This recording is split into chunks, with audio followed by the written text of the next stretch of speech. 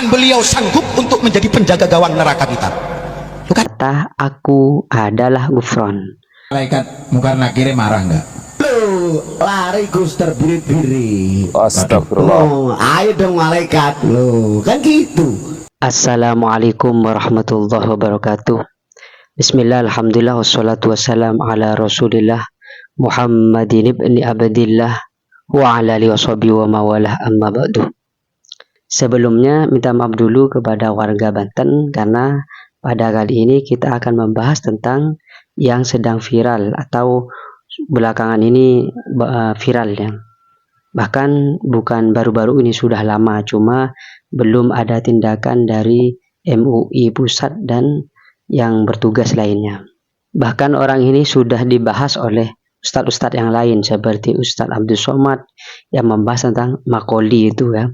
Juga seperti Ra Ismail dari Madura yang keturunan Syekh Khalil, juga di Instagramnya juga sudah beberapa kali sudah membahasnya, cuma belum ada tanggapan. Oke, biar tidak lama-lama, mari kita bahas tentang yang akhir-akhir ini viral atau sudah lama viral. Sekali lagi minta maaf kepada warga Banten karena kali ini kita akan membahas tentang Gufron Al-Bantani di YPI Miftahul Huda. Bismillahirrahmanirrahim. Asyukuri innaka yama kariyama Gufron al-kihi innaka yama adar yama firma Allah. Kali ini saya tidak akan membahas tentang Gufron yang bisa bicara dan hewan ataupun bicara makoli-makoli lainnya. Tapi kali ini saya akan membahas video yang menurut saya ini bahaya ya.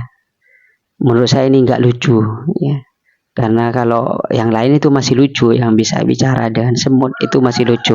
Nah kali ini menurut saya nggak lucu. Coba yuk kita tonton videonya bareng-bareng.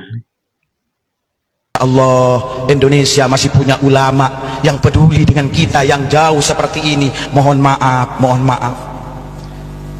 Hanya dengan acara mendadak seperti begini beliau berkenan hadir. Subhanallah, beliau beberapa kali menerima tawaran dari negeri Lebanon, menerima tawaran dari negeri Jordan untuk pindah ke Jordan. Kira-kira kalau Abuya pindah ke Jordan boleh? Sudah tidak ada lagi orang tua kita di Indonesia ini yang mampu, yang mau mentirakati, yang mau mentawajuhi kita semuanya. Bahkan beliau sanggup untuk menjadi penjaga gawang neraka kita. Itu kan enak. Kalau nanti kalau kita mati nanti ditanya oleh Munkar Nakir, man rabbuka, jawab aja Gufron, beres. Yakin nggak? Yakin nggak? Waman nabiyuka, Gufron, selesai. Ini kata malaikat jawabnya Gufron terus. Nah tadi itu video dari santri Gufron. Jadi santri Gufron tuh bilang nanti kalau di kuburan ditanya siapa Tuhanmu, siapa nabimu, siapa imammu, itu cukup menjawab Gufron. Nah itu coba kita bahas secara bahasa dulu ya. Coba kita pakai husnudon dulu, kita pakai kata-kata husnudon, berbaik sangka dulu. Memang dalam bahasa Arab ataupun bahasa-bahasa yang lain itu memang terkadang ada kata yang boleh dibuang. Jadi kalau kaidah bahasa Arab itu mubtada atau khobar itu kalau sudah maklum, sudah bisa dipaham itu boleh dibuang. Ya saya ulangi lagi ya, mubtada itu kalau di Indonesia itu adapun. Kalau khobar itu kalau di Indonesia itu ada bermakna adalah atau itu. Ingat ya, mubtada itu bermakna adapun, khobar itu bermakna adalah atau itu. Nah itu boleh dibuang. Contoh semisal ya, ada yang bertanya, siapa nama kamu? Dijawab Gufron. Nah itu boleh. Apa yang dibuang? Di situ yang dibuang adalah mubtadanya. Apa yang dibuang? Yaitu yang dibuang adalah kata aku adalah Gufron. Adapun aku adalah Gufron atau adapun namaku adalah Gufron. Nah, itu boleh membuang mubtada ataupun membuang khobar. Ya. Contohnya membuang khobar. Contohnya di bait alfiyah. Nah, saya akan bacakan ya. Wa hadfu ma yu'lamu jaizun kama taqulu zaidun ba'da man indakuma. Jadi di situ dijelaskan kalau ada orang yang bertanya kepada sampean, man indakuma, siapa di sampingmu? Itu cukup menjawab Zaid atau cukup menjawab Gufron. Membuang apa? Membuang khobar. Jadi cuma ada mubtada, cuma ada adapun, itunya dibuang. Jadi dia bermakna adapun gufron itu di dekat saya. Itunya dibuang. Jadi adapun gufron itu di dekat saya. Nah, itu contoh yang membuang khobar. Jadi ringkasnya ya, yang pertama itu tadi membuang mubtada, membuang adapun. Jadi kalau ditanya siapa nama kamu, itu gufron. Adapunnya dibuang. Adapun nama saya itu gufron. Langsung itu gufron. Itu boleh.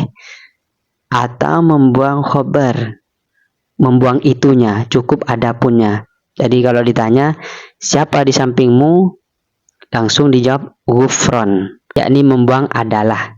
Menjadi adapun gufron itu di sampingku, itu di sampingkunya itu dibuang. Kenapa? Karena sudah maklum, karena bisa dipaham. Nah, lalu bagaimana dengan pernyataan satunya gufron? Ya. Kalau ditanya siapa Tuhanmu, jawablah gufron.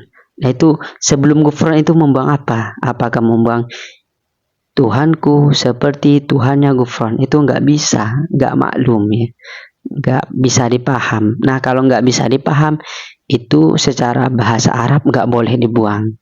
Ya, nggak boleh dibuang, harus lengkap, harus sama adapunnya. Nah, jadi Tuhanku itu Allah seumpamanya. Nah, itu kan nggak bisa dipaham. Jadi ada yang bertanya siapa Tuhanmu, dijawab gufron, kan kayak nggak sinkron, masih belum dipaham. Maka itu nggak boleh dibuang, nggak boleh langsung itu, harus ada adapun. Terus saya nemu lagi video, ini bukan santrinya lagi, ini langsung gurunya lagi, yakni gufron ya. Tapi bedanya ini kalau ditanya siapa Tuhanmu, siapa nabimu, di mana kiblatmu, itu jawabannya Pancasila. Yuk kita tonton bersama-sama. Jadi kalau ditanya marabbuka, Pancasila, Pancasila. waman nabiyuka, Pancasila, waman Astagfirullah. imamuka, Pancasila, wa aina kiblatuka. Pancasila. Tegas, tetap satu Pancasila, dasar kita. Wah, Jadi kira-kira malaikat Munkar Nakir marah nggak? Loh, lari Gus terbirit-birit. astagfirullah. Oh, ayo dong malaikat. Loh, kan gitu. Itu kata Mujib, mantro buka Pancasila. Betul. Wah. Kenapa? Tuh lihat para pahlawan demi Pancasila mengorbankan apapun. Begitu mantro buka Pancasila. Benar. Karena kata TNI dan Polri kan ada ulama, ada tokoh-tokoh agama, itu perlu didoakan TNI dan Polri. Keprokatuh. Nah, sekarang gurunya kalau ditanya siapa Tuhanmu, jawab Pancasila. Nah, sama seperti saya tadi, sebelum kata Pancasila itu apa yang dibuang?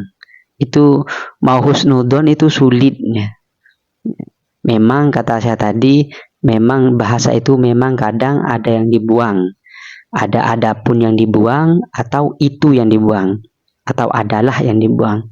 Kalau bahasa Arabnya itu adapun mubtada yang dibuang, atau khobar, kabar itunya dibuang. Atau juga fi'il fa'il, fi'ilnya yang dibuang, fa'ilnya masih ada. Di alfiyahnya itu nadomannya seperti ini. Wa yarfa'ul fa'ila fi'lun udmirah kamithli zaidun fi jawabi mangkoroh. Jadi terkadang pelakunya masih ada, pekerjaannya yang dibuang. Contoh, ada yang bertanya siapa yang membaca, jawabnya cukup gufron. Nah, di situ pekerjaannya yang dibuang. Yang membaca gufron, membacanya dibuang, pekerjaannya, fiilnya, tinggal pelakunya atau fa'ilnya, gufron. Itu ada ya, di bahasa itu ada membuang seperti itu. Jadi tidak bisa dibungkiri bahwa bahasa itu memang terkadang ada yang dibuang kalau sudah dipaham, menyingkatlah ceritanya. Seperti saya dulu tuh belajar di pondok itu ya, di tentang ini ya, tentang bahasa ya, dulu pernah belajar. Kita itu kalau mau bicara itu harus lihat lawan bicaranya dulu ya. Kalau kata di kitabnya itu ya, lihat lawan bicaranya. Kalau lawan bicaranya kita itu pintar, kita tidak perlu menjelaskan secara ekstra ya. Tidak perlu menjelaskan semuanya. Cukup yang perlunya saja. Seperti tadi, siapa yang baca kitab? Jawab gufron. Tidak usah yang membaca kitab adalah gufron. Tidak usah gitu, langsung gufron. Kenapa? Karena yang mendengar itu pasti sudah paham. Nah, berbeda dengan siapa Tuhanmu, gufron, itu nggak bisa dipaham. Menyimpan makna apa itu? Ya, nggak bisa dijelaskan itu. Maka kalau membingungkan, nah itu harus dijelaskan, nggak boleh dibuang. Contohnya lagi ya, kalau yang saya diajarkan sama guru saya itu, contohnya kalau kita berbicara dan orang yang pintar, yang paham, itu nggak usah dibaca semuanya. Contoh ketika ada maling, yaitu kalau ada maling itu kata guru saya cukup bilang maling, maling, cukup gitu. Tidak usah pengumuman di sini di desa ini ada maling. Itu keburu kabur malingnya. Jadi nggak usah pengumuman langsung maling, maling, itu orang sudah paham bahwa di situ ada maling. Nah, itu salah satu pelajaran bahasa itu. Nah, kalau seumpamanya Gufron dan santrinya ini berbicaranya itu secara sadar ya, secara sengaja, bisa-bisa dia murtadnya. Karena asyhadu alla ilaha illallah, tidak ada Tuhan selain Allah. Kalau ada Tuhan selain Allah, contohnya Gufron tadi ataupun Pancasila ini, itu murtad itu orang itu ya. Mengharamkan perkara halal saja itu murtadnya, atau menghalalkan perkara yang haram itu sudah murtad. Apalagi ini mengatakan Tuhannya Gufron, Tuhannya Pancasila, ini jelas ya sudah murtad jika dia memang akalnya masih sehat ya, dan dengan kesadaran ya. Jadi itu ya, kadang Gufron ini menghibur seperti dia bisa bahasa semut itu menghibur, tapi yang ini bukan lagi menghibur ya, ini bahaya ini ya. Semoga nanti ini kalau ditonton oleh MUI atau yang mempunyai kewenangan bisa menindak orang ini ya, atau mengecek orang ini ya. Terima kasih yang nonton, jangan lupa kalau ada salah dari saya dikoreksi di komen. Kalau suka dan video ini di like ya, jangan lupa di share ke teman-temannya, juga di subscribe. Wassalamualaikum warahmatullahi wabarakatuh.